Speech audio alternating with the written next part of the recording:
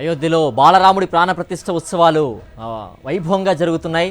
మరింత సమాచారం అయోధ్య నుంచి అందించడానికి మా రిపోర్టర్స్ లైవ్లో సిద్ధంగా ఉన్నారు. రాజ్ కుమార్ అలాగే వెంకటేష్, బిందు ముగ్గురు లైవ్లో సిద్ధంగా ఉన్నారు. ముందుగా రాజ్ కుమార్, అయోధ్యలో బాలరాముడి ప్రాణప్రతిష్ఠ ఉత్సవాలు అయితే వైభవంగా జరుగుతున్నాయి. దేశవ్యాప్తం నుంచి ప్రముఖులైతేనేంటి, భక్తులైతే పెద్ద సంఖ్యలో కూడా హాజరయ్యేందుకు కూడా రోజు వస్తున్నారు. సో అక్కడి ఎలా ముస్తాబైంది అయోధ్య, అలాగే బాలరాముడి ప్రాణప్రతిష్ఠ ఉత్సవాలు ఎలా జరుగుతున్నాయి?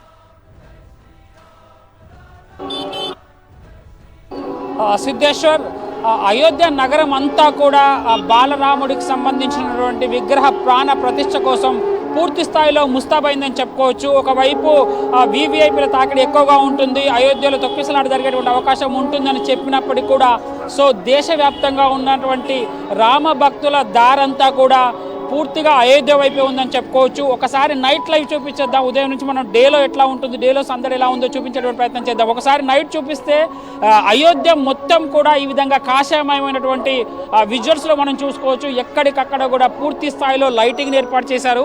ఒక్క మాటలు చెప్పాలంటే అయోధ్య మెరుస్తోంది. రాముని రాకతో 500 సంవత్సరాల తర్వాత అయోధ్య అనేది పూర్తి స్థాయిలో మెరుస్తోంది. కేవలం రామ్లల్లా ప్రాంతము అయోధ్య, రామ్లల్లా రాముడి రాకతో పూర్తిగా ఇక్కడ ఉన్నటువంటి జీవితాలు మారిపోయి ఎవరు అంచనా వేయలేదు 500 సంవత్సరాల తర్వాత బాలరాముడికి సంబంధించి మళ్ళీ అయోధ్యలో అంత వైభవం ఉంటుందని. మనం భారతదేశం అంతా కూడా రామరాజ్యంగా చెప్పుకుంటాం.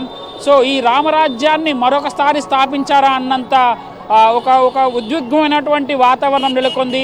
ప్రపంచం అంతా కూడా ఇటువైపే చూస్తుంది. సో దానికి అనుగుణంగానే రామ్లల్లా అయోధ్య ప్రాంతం అంతా కూడా, రామ జన్మభూమి అంతా కూడా పూర్తిగా ఇప్పుడు చాలా సుందరంగా తయారైనటువంటి విజువల్స్ మనం చూడొచ్చు. ఎక్కడ చూసినా కూడా కాషాయ జెండలతోటి, లైటింగ్స్ తోటి కలకల్లాడిపోతుంది. మొత్తం అంతా మనం చూసుకోవచ్చు. మన బ్యాక్గ్రౌండ్లో చూసుకున్నా సరే పూర్తి స్థాయిలో రామనామం జపాలతోటి నిండిపోయింది. జై శ్రీరామ్, జై శ్రీరామ్ అంటూ ఎక్కడ చూసినా కూడా భక్తుల నినాదాలతో మారుమోగుతోంది.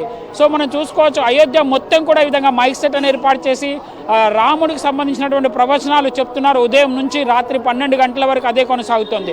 ఇంకోవైపు నగరానికి సంబంధించినటువంటి రోడ్ల విస్తరణ కార్యక్రమం జరిగింది. పూర్తి స్థాయిలో వీవీఐపీల తాకిడి ఉండబోతుంది. మరికొద్ది గంటల్లోనే బాలరాముడికి సంబంధించినటువంటి విగ్రహ ప్రాణ ప్రతిష్ఠ జరగబోతుంది. కాబట్టి దానికి అనుగుణంగా పూర్తి స్థాయిలో 10,000 మంది పోలీసులతోటి భద్రతా ఏర్పాట్లు చేశారు. ఎక్కడికక్కడ సీసీ కెమెరాలు వేశారు.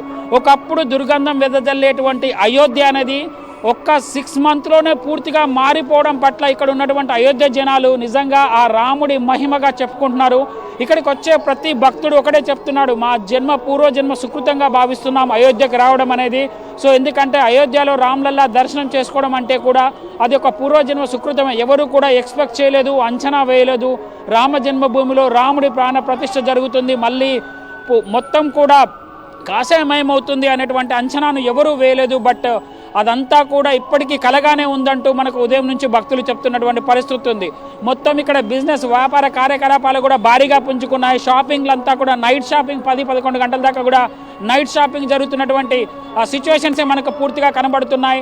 సో మొత్తం నగరం అంతా కూడా ఇప్పుడు మనం చూస్తున్నట్టుగా శోభాయమయం అయిపోయింది. అంతా కూడా రాముడికి జన్మ రహస్యాలకు సంబంధించి, రాముడి జన్మను గురించి, నక్షత్రాల గురించి పూర్తిగా మొత్తం కూడా ఇలా బ్యానర్లు కట్టి ఎక్కడికక్కడ మనకు ఇక్కడ హోర్డింగ్లు ఏర్పాటు చేయడం జరిగింది. అభిలగ్నకు సంబంధించినటువంటి దాంట్లో రాముడికి సంబంధించినటువంటి విగ్రహ ప్రాణ ప్రతిష్ఠ జరుగుతుంది. అది కూడా సౌత్ ఇండియన్ ట్రెడిషనల్లో ఉండే విధంగా విగ్రహాన్ని తయారు చేయడం పట్ల చాలా మంది కూడా సౌత్ ఇండియాకి, దక్షిణాదికి సంబంధించినటువంటి వాళ్ళు కూడా చాలా ఉద్విగ్నానికి గురవుతున్నటువంటి పరిస్థితి ఉంది. నల్లని ఏకశిల విగ్రహంపై రాముణ్ణి చూసేందుకు, బాలరాముణ్ణి చూసేందుకు చాలా ఉత్సాహంగా ఉన్నారు. ఎప్పుడెప్పుడు ఆ తరుణం ముందుకు వస్తుందా అని అందరూ కూడా ఉత్కంఠభరితంగా వేసి చూస్తున్నటువంటి క్షణాలు మనకి ఇక్కడ కనబడుతున్నాయి. సిద్ధేశ్వర్. ఓకే రాజ్ కుమార్, ఇక భరిత సమాచారం ప్రతినిధి బిందు అందిస్తారు. బిందు, అయోధ్య పురి చూడాలనేటువంటి కోరిక అందరిలో కూడా ఉత్సాహం పెరుగుతోంది. దేశవ్యాప్తంగా కూడా పెద్ద సంఖ్యలో హాజరవుతున్నారు. ఎలాంటి పూజలు నిర్వహిస్తున్నారు, అలాగే ఎలాంటి కార్యక్రమాలు నిర్వహించబోతున్నారు, అప్డేట్స్ ఏంటి? అవును సిద్ధేశ్వర్, మొత్తం దేశవ్యాప్తంగా కూడా అయోధ్యాపురికి రావాలి, అయోధ్య నగరంలో ఒక్కసారైనా కాలు మోపాలి, రాముడు నడయాడిన ఈ క్షేత్రంలో, రాముడు పుట్టిన ఈ క్షేత్రంలో ఒక్కసారైనా కాలు పెట్టాలి, బాలరాముని దర్శించుకోవాలి అని చిరకాల కోరిక అందరికీ కూడా. కేవలం చిన్న గుడిలో ఉన్న రామ్లలా దర్శనం చేసుకుని వెళ్లిపోయేవాళ్లు. అలాంటిది అత్యంత ప్రతిష్టాత్మకంగా ఒక భారీ ఆలయాన్ని నిర్మించారు అక్కడ. బాలరాముడి ప్రాణ ప్రతిష్ఠ కూడా జనవరి 22వ తారీఖున జరగబోతోంది. అందుకోసం అయోధ్య నగరం మాత్రం కంప్లీట్ గా ముస్తాబైపోయింది. అయితే ప్రస్తుతం కొంత ఆంక్షలున్నాయని చెప్పొచ్చు. జనవరి 22 తేదీకి ఉన్న ప్రాముఖ్యత దృష్ట్యా ఇప్పటికే ఈ రోజు ఒక అడ్వైజరీ కూడా జారీ చేసింది యూపీ పోలీస్ శాఖ. ఎవరైతే స్థానికేతరులు ఉన్నారో, బయట నుంచి వచ్చిన వాళ్ళంతా ఉన్నారో వాళ్ళు అయోధ్య నగరిని ఖాళీ చేసి వెళ్లాలి. జనవరి 23వ తారీఖు నుంచి అందరికీ రాముడి దర్శన భాగ్యం కల్పిస్తాము, ఆ రోజుకంతా చేరుకోవచ్చు అనే అడ్వైజరీ కూడా జారీ చేశారు. ఎందుకంటే పూర్తిగా పటిష్ట బందోబస్తు మధ్య అయోధ్య ఉంది అని కూడా మనం చెప్పుకోవచ్చు. ఎందుకంటే హై ప్రోటోకాల్లో ఉండబోయే వారంతా కూడా అయోధ్యకు రాబోతున్నారు కాబట్టి. అయితే సిద్ధు, ప్రత్యేకంగా ఆ రోజు ఏం చేస్తారు, ఆ రోజు క్రతువు ఏ విధంగా ఉండబోతోంది, రామ్లల్లా ప్రాణ ప్రతిష్ఠ అంటే ఏంటి, ఎందుకనే ఆ ముహూర్తాన్ని ఎంచుకున్నారు, వీటన్నిటికీ సంబంధించి చాలా ఆసక్తికరమైన అంశాలు పలువురు ఈ రోజు నాతో పంచుకున్న పరిస్థితి. ముహూర్తం కూడా 12:29:08 నుంచి 12:30:32 మధ్యలో ఈ ప్రాణ ప్రతిష్ఠ కార్యక్రమం అనేది పూర్తవుతున్నట్టుగా చెప్తున్నారు. అంటే ఎగ్జాక్ట్ గా ఇది 84 సెకండ్లకు వస్తుంది. ఈ 84 సెకండ్లలో పూర్తిగా ఈ క్రతువుని మొత్తం పూర్తి చేయాలి అనేది. సో ఈ 84 సెకండ్లలోనే సూర్యుడు ఉత్తరాయణంలోకి, దక్షిణాయనం నుంచి ఉత్తరాయణంలోకి ప్రవేశిస్తారు. అందుకనే ఈ ముహూర్తాన్ని ఎంచుకున్నారు. ఈ ముహూర్తానికి ఉన్న బలం సాధారణమైనది కాదు. అందుకే దేశవ్యాప్తంగా కూడా ఇంతటి భక్తి ప్రపత్తులతో కూడిన వాతావరణం నెలకొంది అని చాలా మంది మాట్లాడుతూ నాతో ఈ రోజు చెప్పారు కూడా. సో ఈ 84 సెకండ్లలో ఈ క్రతువు అనేది పూర్తయిపోతుంది. ఈ ముహూర్తానికి ఉన్న మరొక ప్రాధాన్యత ఏంటంటే, భీష్ముడు తన రూపాన్ని వదిలిన టైంలో కరెక్ట్ గా ఇదే పీరియడ్ ని ఎంచుకున్నారని కూడా చెప్తారు. అదేంటంటే సూర్యుడు ఉత్తరాయణంలోకి ప్రవేశించడం అనేది. సో ఈ ముహూర్తానికి ఉన్న బలం అలాంటిది అనేది కూడా చాలా మంది ప్రధానంగా చెప్తున్నారు. అయితే ఇప్పటికే అయోధ్య గర్భగుడికి సంబంధించిన ఏర్పాట్లు, గర్భగుడిలో మొదలవ్వాల్సిన క్రతువులు ఇవన్నీ కూడా మొదలైపోయాయని చెప్పుకోవచ్చు. సరయూ నది నుంచి జలాలు తీసుకొచ్చి గర్భగుడి మొత్తాన్ని కూడా శుభ్రం చేశారు. దాంతో పాటుగా 125 కుండలతోటి శ్రీరాముడి విగ్రహానికి, బాలరాముడి విగ్రహానికి అభిషేకం, స్నానాలు ఇవన్నీ కూడా చేయిస్తారు.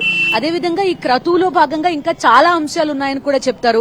నీళ్లలో శ్రీరాముడి విగ్రహాన్ని ఉంచడం, ధాన్యంలో శ్రీరాముని విగ్రహాన్ని ఉంచడం, అదేవిధంగా స్వచ్ఛమైన క్షీరంలో, పాలలో శ్రీరాముడి విగ్రహాన్ని ఉంచడం, ఇలా చాలా క్రతువులు ఇవన్నీ ఉంటాయి. ఆ తర్వాత ప్రాణ ప్రతిష్ఠ అనేది ఉంటుంది. ఎందుకంటే ఒక దివ్యమైన శక్తి ఆ విగ్రహ రూపంలోకి వెళ్తుంది కాబట్టి ఆ విగ్రహానికి, ఆ శిలకి ఆ శక్తిని భరించే శక్తి రావాలి అనే ఉద్దేశంతో, ఆ దివ్యమైన శక్తిని భరించేంత సమర్థత రావాలి అనే ఉద్దేశంతో వీటన్నింటినీ కూడా నిర్వహిస్తారు అనేది కూడా ప్రముఖులు చెప్తున్నారు. ఇవన్నీ మనకి పూర్తిగా కొత్త అంశాలని చెప్పుకోవచ్చు. ఎందుకంటే మనం డైలీ లైఫ్ లో వీటన్నింటిలో మనకి పరిచయమైన అంశాలు వేరు, ఈ క్రతువులు ఇవన్నీ వేరు. సో ఇవన్నీ వాళ్ళంతా చెప్తున్నప్పుడు ఒక ఉద్వేగభరితమైన వాతావరణం అందరిలోనూ కూడా నెలకొందని చెప్పుకోవచ్చు. ఇవన్నీ ప్రక్రియలు పూర్తయిన తర్వాత ఈ రూపానికి, కళ్ళకి చాలా తీక్షణత ఉందని కూడా చెప్తారు. అది మానవ మాతృలు ఎవరూ తట్టుకోలేరని కూడా చెప్తారు. అందుకని ఒక అద్దం ఆ రూపం ముందు ఉంచుతారు అనేది కూడా చాలా మంది ఈ రోజు మాట్లాడుతూ చెప్పిన పరిస్థితి. సో ఇది మొత్తంగా ఈ విగ్రహ ప్రతిష్ఠ, ప్రాణ ప్రతిష్ఠ జరిగే విధానం అని కూడా చెప్పుకోవచ్చు. ఇక అయోధ్యల పరిస్థితి తీసుకుంటే కనుక దేశవ్యాప్తంగా, దేశం నలుమూలల నుంచి ఎవరైతే సాధువులు ఉంటారో, హిందూ ధర్మానికి ప్రతీకలుగా వాళ్ళంతా ఉంటారో వాళ్ళందరూ కూడా ప్రస్తుతం అయోధ్యలోనే ఉన్నారు. వాళ్ళకి బస ఇవన్నిటినీ కూడా ఏర్పాటు చేశారు. ఇంచుమించు దేశ నలుమూలల నుంచి 4,000 మంది సాధువులు ఇక్కడికి చేరుకున్నారు. వాళ్ళంతా ఇక్కడ విగ్రహ ప్రాణ ప్రతిష్ఠ జరుగుతున్న టైంలో రామ్లల్లాని పూజిస్తారు, భజనలు చేస్తారు, కీర్తనలు పాడతారు. ఈ మొత్తం క్రతువులో వాళ్ళంతా కూడా భాగస్వామ్యం కాబోతున్నారు.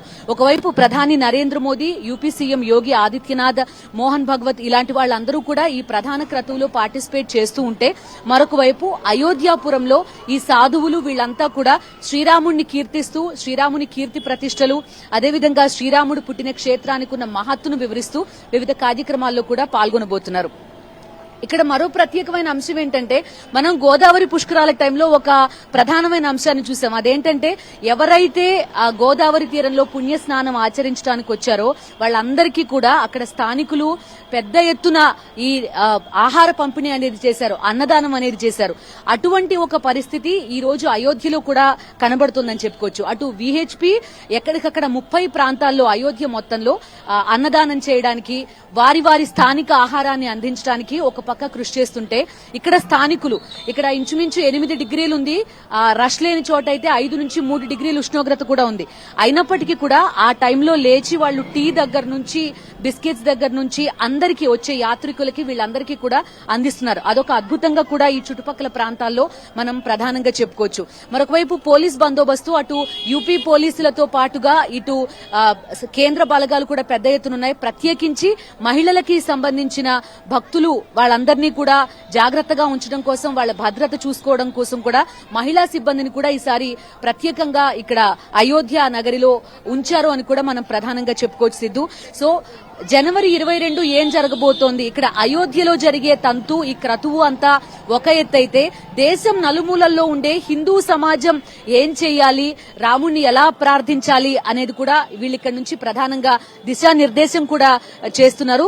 500 ఏళ్ల తర్వాత మరొకసారి ఇటువంటి అద్భుతమైన దృశ్యం ఆవిష్కృతమవుతోంది.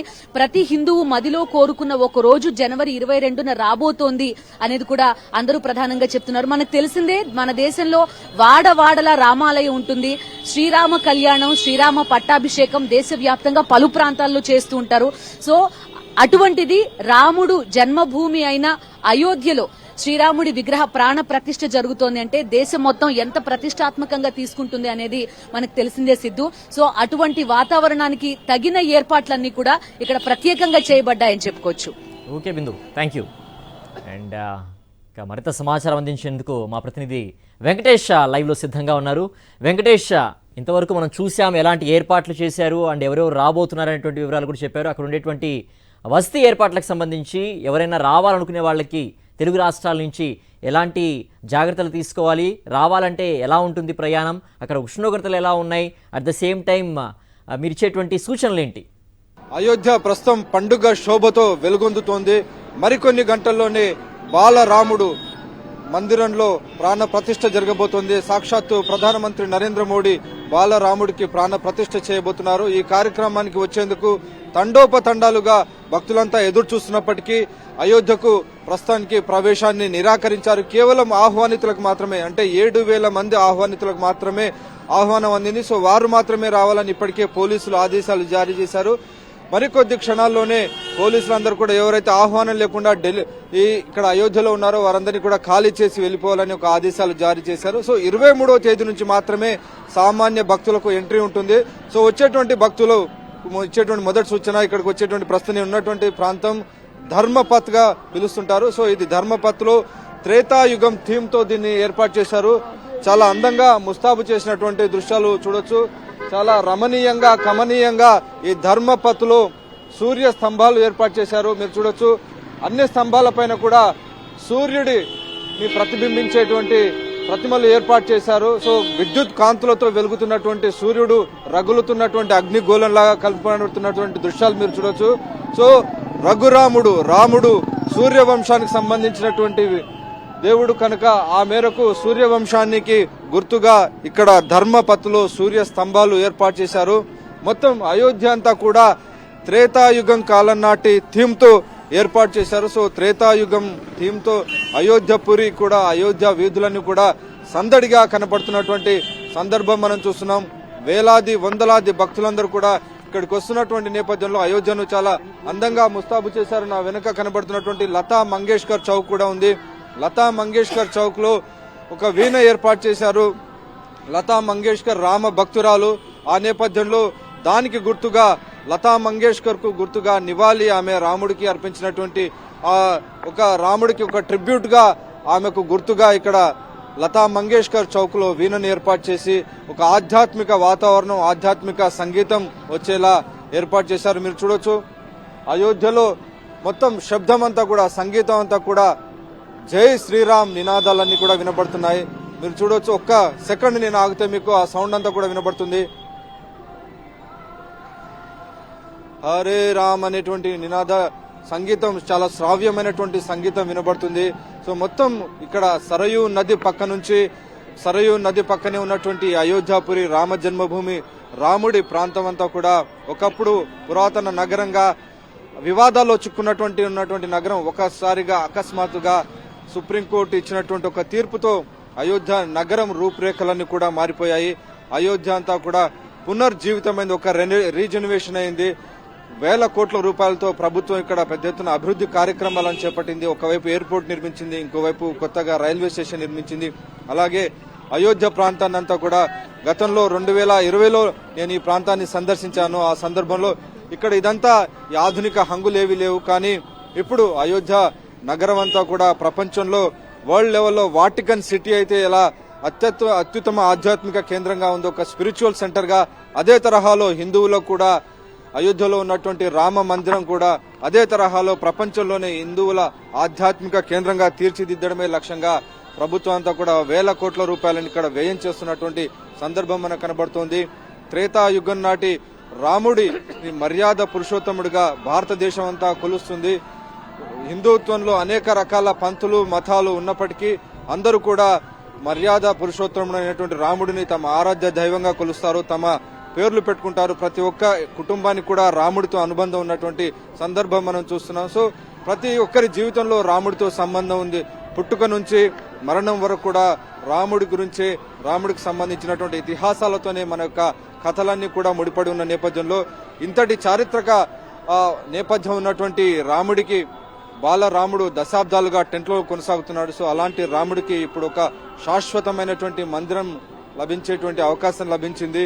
మరికొన్ని గంటల్లోనే ఆ మందిరంలోకి రామ్ లల్లా విగ్రహానికి ప్రాణ ప్రతిష్ఠ జరుగుతోంది. ఈ రోజు జరిగినటువంటి కార్యక్రమం 81 కలశాలతో, వివిధ నదుల నుంచి తీసుకొచ్చినటువంటి పవిత్ర జలాలతో, గర్భగుడిలో ఉన్నటువంటి రామ్ లల్లాకు పవిత్ర జలాలతో ఈ రోజు స్నానం చేయించారు. రేపు కూడా ఇవే క్రతువులు కొనసాగబోతున్నాయి. రేపు మధ్యాహ్నం 12:20 సమయంలో అభిజిత్ లగ్నంలో, అభిజిత్ ముహూర్తంలో రాముడికి వేలాది మంది పురోహితులు వారి మధ్యలో, వారి వచనాల మధ్య, వారు ఇచ్చేటువంటి ఒక మంత్రోచ్చారణల మధ్య, వేద మంత్రోచ్చారణల మధ్య ప్రాణ ప్రతిష్ఠ జరగబోతోంది. అభిజిత్ లగ్నం రాముడికి సంబంధించినటువంటి ముహూర్తం.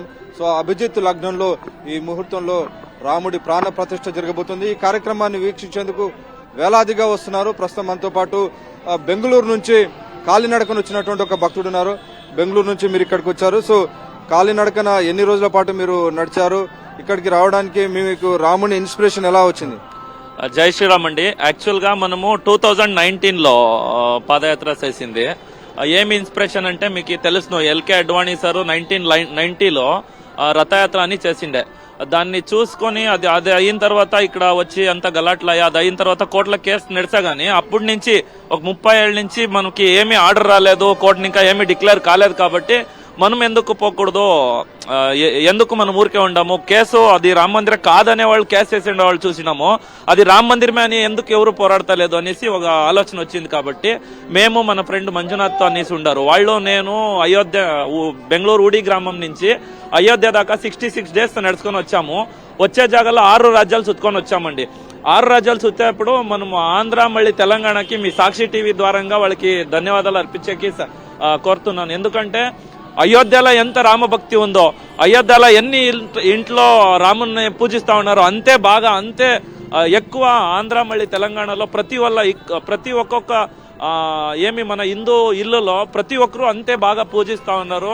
ఆ రాముడు దేవస్థానం చూడాలని ఎన్నో జనాలు, ఎన్నో జీవులు బతికుండాయని నా ఒక. రాముడితో మీ జీవితంలో కలిగినటువంటి ఒక గొప్ప అనుభూతి ఏంటి? ఏమంటే ఆ రాజ్యము, ఒక స్టేట్ గాని, ఒక దేశం గాని, ఒక మా ఊరు గాని ఎట్లా నడిపియాలా, ఎట్లా దాన్ని ముందుకు తీసుకొని పోవాలా అనే దానికి ఆ మహాభారత ఒకటి, మన రామాయణ ఒకటి సాక్షి అవుతుంది. సో ఇది ప్రతి ఒక్క భక్తుడు కూడా తమ జీవితంలో రాముడి నుంచి నేర్చుకున్నటువంటి ఒక సుగుణం. రాముడు అంటే ఒక నైతిక ప్రవర్తనకు, తండ్రి మాట జవదాటని ఒక తనయుడిగా, ఒకటే మాట ఒకటే బాణం అనేటువంటి ఒక స్ఫూర్తితో ఆయన తన జీవితం అంతా కూడా నైతిక ప్రవర్తనలు కట్టుబడి ఉన్నాడు. అందుకే ప్రతి ఒక్కరూ రాముడిని తమ జీవితంలో ఎంతో కొంత ఆచరించేందుకు ప్రయత్నించారు. బెంగళూరు నుంచి దక్షిణ భారతదేశం నుంచి ఇక్కడికి ఉత్తర భారతంలో ఉన్నటువంటి అయోధ్యకు నడుచుకుంటూ వచ్చినటువంటి వ్యక్తిని మనం చూస్తున్నాం, భక్తుల్ని. సో ఇలాంటి అనేక కథలు, అనేక మంది వ్యక్తులందరూ కూడా అయోధ్య పురవీధుల్లో మనకు తారసపడుతున్నారు. సో అటువంటి అయోధ్య నగరం ప్రస్తుతం ఆధ్యాత్మిక శోభతో పరిఢవిల్లుతున్నటువంటి సందర్భం మనం చూస్తున్నాం.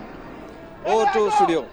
ఓకే వెంకటేష్, ఇక భరిత సమాచారం అందించడానికి మరో ప్రతినిధి రాజ్ కుమార్ లైవ్లో సిద్ధంగా ఉన్న. రాజ్ కుమార్, ఉష్ణోగ్రతలు చూసినట్లయితే చాలా కనిష్ట ఉష్ణోగ్రతలు ఉంటున్నాయి, తక్కువ ఉష్ణోగ్రతలు నమోదవుతూ వస్తున్నాయి. సో వచ్చేవారు ఎలాంటి జాగ్రత్తలు తీసుకుని రావాల్సిన అవసరం ఉంటుంది అక్కడికి? ఖచ్చితంగా సిద్ధేశ్వర్, ఎందుకంటే మనం చూస్తున్నాం ఆల్మోస్ట్ 5 o'clock నుంచే టెంపరేచర్లు అనేవి డ్రాస్టికల్గా పడిపోవడం జరిగింది.